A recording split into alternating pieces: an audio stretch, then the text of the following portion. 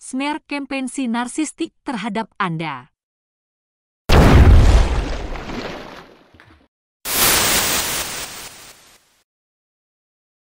Pada awal hubungan, mereka seringkali sangat baik, sehingga banyak orang termasuk Anda tertarik kepada mereka. Setelah mereka memiliki Anda, secara bertahap dari waktu ke waktu, mereka memperkenalkan perilaku narsistik mereka, biasanya dengan memulai sindiran halus dan komentar sarkastik. Jika Anda mengeluhkan sesuatu, mereka mengklaim bahwa mereka hanya bercanda atau menuduh Anda terlalu sensitif. Perlahan tapi pasti, si narsistik menciptakan dunia tempat mereka merendahkan, mengontrol, dan memanipulasi Anda. Dan entah bagaimana mereka membuatnya tampak normal bagi orang-orang di sekitar.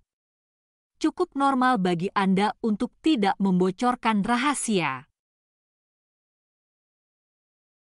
Ketika hubungan Anda dengan si narsistik akhirnya memburuk, biasanya mereka akan melakukan kampanye fitnah terhadap Anda, meskipun dalam hal ini merekalah yang bersalah. Mereka akan mengatakan kepada semua orang betapa buruknya perilaku Anda dan mengarang serta membesar-besarkan sifat negatif Anda. Anda akan diperlakukan seperti penjahat setelah justru semua hal jahat yang telah mereka lakukan kepada Anda. Sedangkan selama ini yang Anda lakukan hanyalah diam dan menerima perlakuan buruk mereka. Apakah mereka tidak merasa bersalah? 1. Si narsistik dan citra publik mereka. Si narsistik biasanya melindungi citra publik mereka. Mereka suka terlihat pintar, sukses, kaya, dermawan, berjiwa pahlawan, orang tua yang hebat, pasangan yang hebat, dan sebagainya. Mereka suka dipuja di depan umum dan dijunjung tinggi. Hanya di balik pintu tertutup mereka menampilkan sebagian besar perilaku narsistik mereka kepada Anda. Mereka sering membantu, berkorban, sopan, dan tampil menawan kepada orang luar. Tapi perlakuan mereka kepada orang terdekat dan tersayang sangat mengerikan. Selama menjalin hubungan atau persahabatan, mereka menggunakan banyak trik untuk menutupi perilaku narsistik mereka.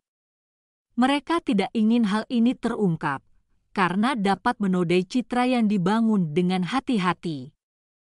Jadi mereka akan berusaha mengotori atau mengurangi kredibilitas Anda.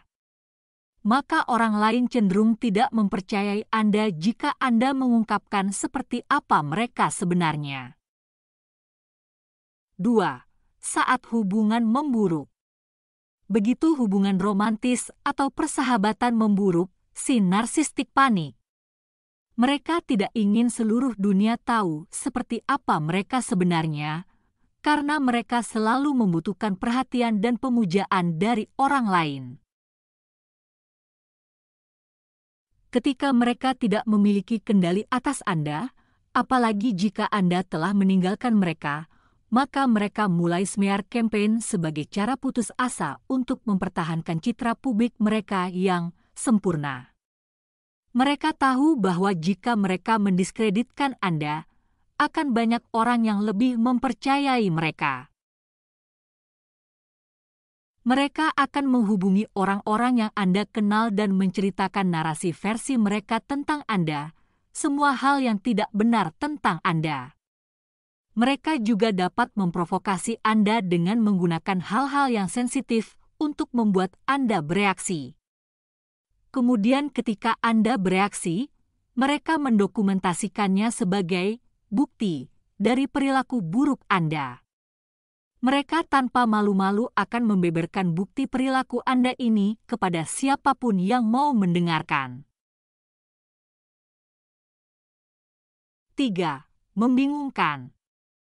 Membingungkan ketika seseorang yang Anda anggap dekat memperlakukan Anda dengan buruk, lalu memberitahu semua orang betapa buruknya Anda memperlakukan mereka.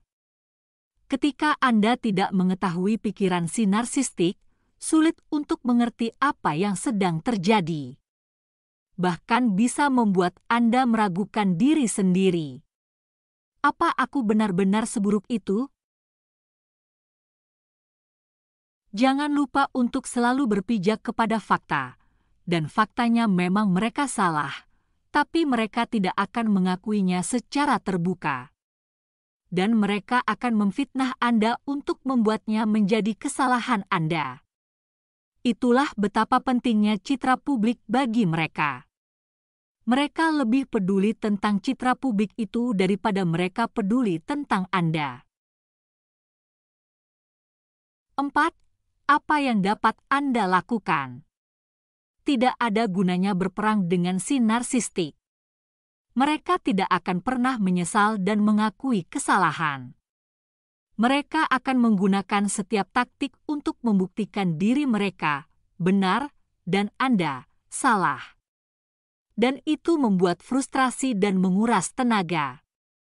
Sementara Anda seharusnya pulih, Anda bisa terseret lagi ke dalam dunia konflik beracun mereka. Dan itu tidak baik untuk masa depan Anda. Tidak banyak yang bisa Anda lakukan. Tentu saja Anda bisa menceritakan narasi versi Anda, tetapi pada akhirnya orang akan memutuskan sendiri siapa yang harus dipercaya. Anda bisa memberitahu orang-orang narasi versi Anda dan berhenti di situ. Mereka yang merupakan teman sejati akan mendengarkan Anda, berpihak pada Anda dan mereka akan ada untuk Anda. 5. Fokus pada diri Anda sendiri. Tetap fokus pada diri sendiri demi pemulihan Anda. Mereka yang peduli pada akhirnya akan melihat sisi kebenaran Anda. Dan mereka yang tidak percaya dan tidak peduli pada Anda, mereka tidak terlalu penting bagi hidup Anda, dan mereka tidak bisa menghentikan Anda fokus pada pemulihan Anda.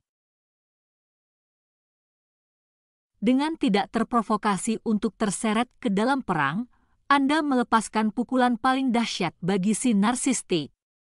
Anda menunjukkan kepada mereka bahwa mereka tidak lagi penting bagi Anda, dan mereka akan membenci hal itu lebih dari apapun.